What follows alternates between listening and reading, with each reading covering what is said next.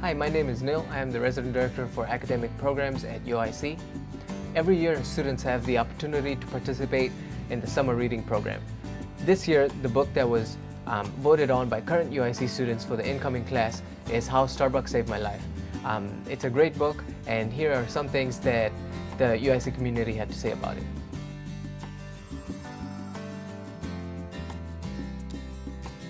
The quote that comes to mind is, "Some people are born on third base and spend their whole life thinking they hit a triple."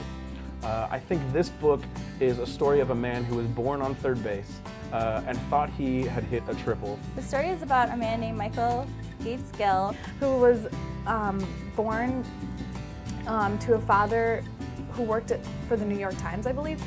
So they always had a lot of money. We see snippets throughout too, also of his experience, his upbringing with his dad and what that relationship was like.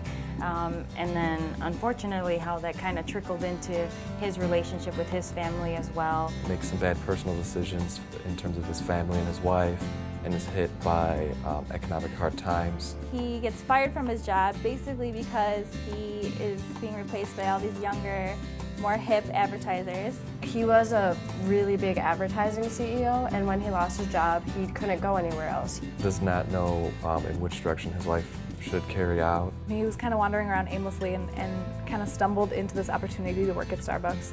They're having a job interview day, and he stumbled upon someone who was willing to take a chance on him. Not only did he begin to feel better about himself because he was working, but he began to learn all these life lessons about how you can learn from people who are different from you. What I enjoyed most about How Starbucks Saved My Life was the reverse rags to riches story.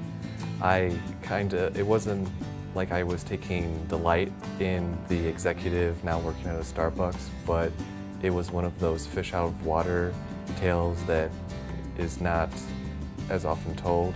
Just how he had an opportunity for a second chance.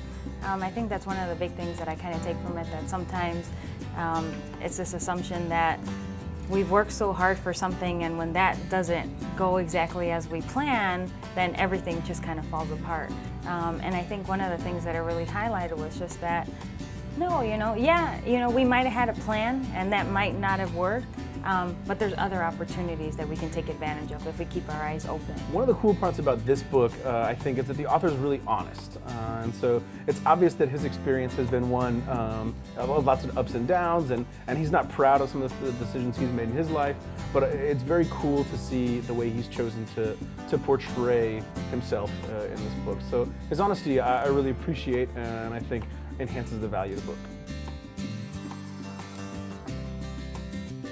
I think when I started the book, I started it a little pessimistic. Like, I know when I first saw the book, I was like, oh geez, this is gonna be a winner. How Starbucks changed my life. I don't drink coffee, I'm not a Starbucks person, so I think I went into it really like, oh geez, like what could I possibly learn from a book like this? The author can be a little pompous at points. It's obvious that he was a rich person at one point in his life. I'll be honest, I really hated the first chapter. And so my advice to anyone reading this book is to make it past the first chapter, because you really just think the guy's kind of a jerk. He spent so much of the time just talking about his old life and not enough about his new life, which is what I was really interested in. What kind of person he had become as a result of his experiences. Sometimes the narrator talking about the roles of the Starbucks employees, it sounded at times like a Starbucks recruitment manual. I definitely learned to appreciate people no matter where they come from and who they are. The impressions that we make of things are not always true, and more importantly, what we think of ourselves are not always true. One of the things I learned from the book is how when you get down, it's best to maybe just go back to basics to build back up. What I learned from it is the importance of humility and being humble. I wouldn't say this is something that is a new learning, but it's definitely reinforcing to understand where joy really comes from. I took a lot away from it. It was personally relevant to me coming in as a freshman and going through my first semester, because I read it during winter break. And they should read it because I'll actually be working with the book reviews on it as a peer mentor and leading book study guides. I think every student should read this book, not because it's such a fantastic piece of literature that's going to change their lives, but because it's a time for them to experience, to participate in UIC. And that's just a fantastic opportunity. There are going to be new students here. They're not going to know people. If nothing else, it's going to give them a chance to say, hey, did you read that book and think that thing he said about that girl was really funny? The really nice thing about it is it's a quick read.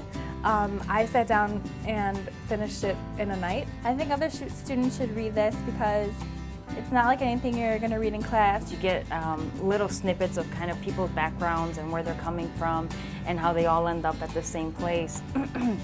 So I think in that sense, it'd be really interesting to have discussions with each other about how they interpret each of their situations or whether their backgrounds resemble maybe one of the ones described in the book, and just how that all comes together. Well, I think there's something really to a student being able to come here and be a part of the UIC community right off the bat before they really even step on campus.